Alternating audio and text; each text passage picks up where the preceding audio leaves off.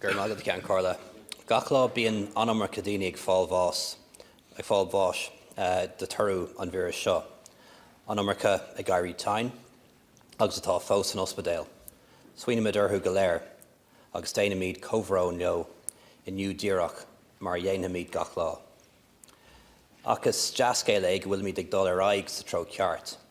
Do bar sin, tá mo ócas féin ag dul méid go mbeidh míad den ann bogu ar aghaidh le céime héin ar lún an tochtú lá déag do mí bealtaine. Déan fi an comhaireacht an cinú seo amórach in iad dóibh cóirla na sanolaithe lais a áil. Bheadh an omarcha le cailú going, dá rustómis le rudaíonis, dá néonfamis sin curfamis an méid atá buinteach a going a guntuairt. De réir mar le laimíd na sríanta, ní mór dúing leanúnt ar aghaidh len ar nealtanas madidir leis na gníomhartha. A bháil ar lábha a ní, agus fannacht amach fisiciúil óna chéile. Tá níos mó tábhacht ag buint leis na raibh cuairmí í seo nó riamh ribh seo. Ceann Comhairle, as an Oireachtas and as a nation, our thoughts are once again today with the families and loved ones who've lost their lives to COVID-19. As of last night, 1,497 people have died in our state and 449 more in Northern Ireland. Our thoughts are also with those who are working to fight this virus every day, as well as those fighting with the virus. In total, 23,400 people in the Republic of Ireland have been diagnosed with COVID-19. 78%, that's 19,470, have made a full recovery. Thanks to the majority of people across our country following the guidelines, we have slowed the spread of the virus. It hasn't been easy, but it has had an impact on all of us in many different ways. Some have lost loved ones, others have missed out on events which strengthen the ties of family and friendship, such as weddings, birthdays and the birth of a new arrival. Many have lost their jobs or fear losing them, and others wonder if their businesses will ever reopen. This has been a test of our solidarity and resilience, and it is one we're passing as a nation every day. We're seeing what we can achieve when we put the needs of the many above the needs of the few. COVID has had a devastating economic impact. Our mission is to get people back to work, get businesses open again, and get the economy humming, so that we have the resources we need to build a better society. A great society worthy of the great people we've proven ourselves to be. The first steps to reawaken our economy will be done in a slow and gradual way.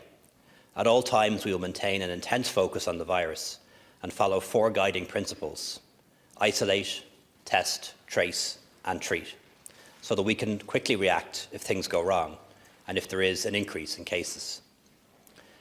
As we're seeing around the world, this is not a straight path. Sometimes progress is halted, and there are setbacks, and we've seen examples of this in Germany, South Korea, and again most recently in Wuhan. The crucial thing is to keep doing the right things, to stick to the strategy and maintain our focus, to expect and look for new clusters and flare-ups. This virus is a fire in retreat. We must quench its every spark and stamp out every ember. Whilst every new case and death is a cause for serious concern, over the last 7 days, we've seen the lowest daily number of cases and deaths since March. As a result, we're increasingly confident that we will be able to move to Phase 1 on Monday. NPHET is meeting today to conduct its assessment, and Cabinet will make a decision tomorrow after we receive its advice. It's worth remembering that we're still in Phase 0. All things going to plan, Phase 1 will begin on Monday, if and only if it's safe to do so. The moment we assume that our progress through the phases is inevitable, we risk going backwards. I acknowledge that as we open workplaces, we will see more workplace clusters, and we need to be vigilant about that. The Return to Work Safety Protocol has put measures in place that will prevent the spread of COVID-19 in the workplace. It is a living and evolving document that ensures we protect those at work, as well as customers and clients. The Health and Safety Authority will help business to achieve compliance in a cooperative manner, but will close workplaces if necessary.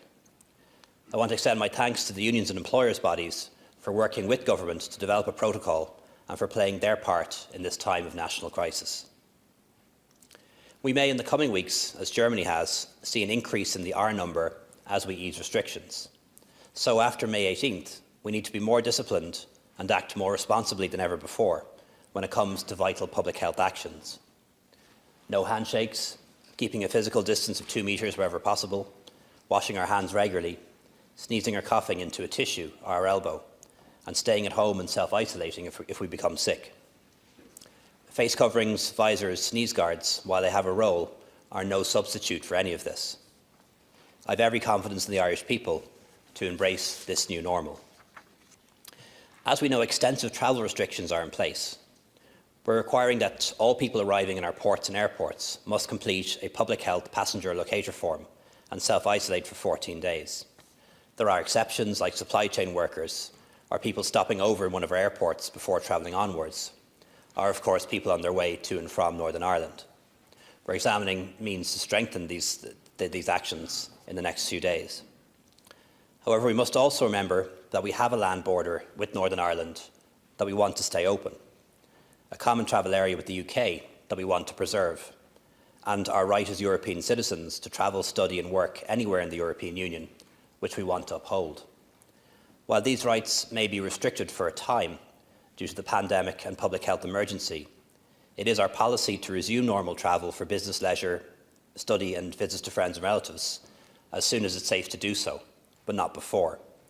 This is something the European Commission is currently working on. However, it is going to be months, not weeks, before this is possible. Ceann Comhairle, testing is ramping up, and over 250,000 tests have now been carried out. 44,000 tests have been met since we last met in this format, and we understand that we are the first country, after San Marino, to test all nursing home staff and residents. This is now being recognised as best practice, and other countries are following suit. Testing is now underway in care homes for people with disabilities and also mental health facilities. It is now an emerging fact, sadly, that across the developed world, a very high percentage of deaths with COVID have involved residents of care homes, with a very high percentage also in countries where total numbers are low, like Norway, Canada and New Zealand. As the numbers come in, those percentages continue to rise, including in Ireland. And while it's an easy analysis to blame nursing homes affected, or the HSE, or HICWA, or the Department of Health, it might yet prove not to be fair or factual to do so. It doesn't seem that any country has been wholly successful in keeping COVID out of its care homes, and we're not alone in experiencing this tragedy. That, however, is no comfort. No matter what their age, every life shortened is a life lost. Families grieve, and many have been unable to say goodbye in person or have a proper funeral. While measles and meningitis targets the young, coronavirus targets older people, the frail and those with pre-existing conditions. It has been suggested by some that the best way to protect our care homes is to lock them down, residents and staff, for months on end and ensure they have no contact with the outside world. I'm not sure this is the model of care we want for our seniors in the long run. We need to consider alternatives, for example, more and better home care. This government was able to afford to increase the home care budget by 40%. It's unlikely the next government will have such resources, so we'll need to find a new funding model and place it on a statutory footing. The outgoing government did some excellent work in developing alternatives like supported housing and housing with care, and the new government can and should build and operationalise this work. We also need to consider a move away from large, modern, newly built 150 to 200 bed single room nursing homes towards smaller units like we've done in the disability sector, and also re-examine clinical governance. We must integrate care homes better with the health service, enable therapists and geriatricians and infection control nurses to reach in, avoid hospital as much as possible, and ensure that there is a medical director as well as a person in charge. I don't have all the answers, but I am thinking about them every day, and I know other deputies are as well. There are lots of examples of good practice already. We need to identify them and mainstream them, and this will be a major challenge for the new government. It should be approached in an open-minded, non-judgmental, evidence-based way that respects the dignity and agency of older people. Ceann Comhairle, this emergency has hit our country very hard. As we reopen our country and rebuild our economy, we have the opportunity to reshape our society in ways that will benefit our citizens for generations to come. We should seize those opportunities greater home working, online education, e-health and telehealth, reduced unnecessary domestic and air travel, lower greenhouse emissions and cleaner air. As always, I look forward to hearing the comments, observations and questions from members. Thank you very much.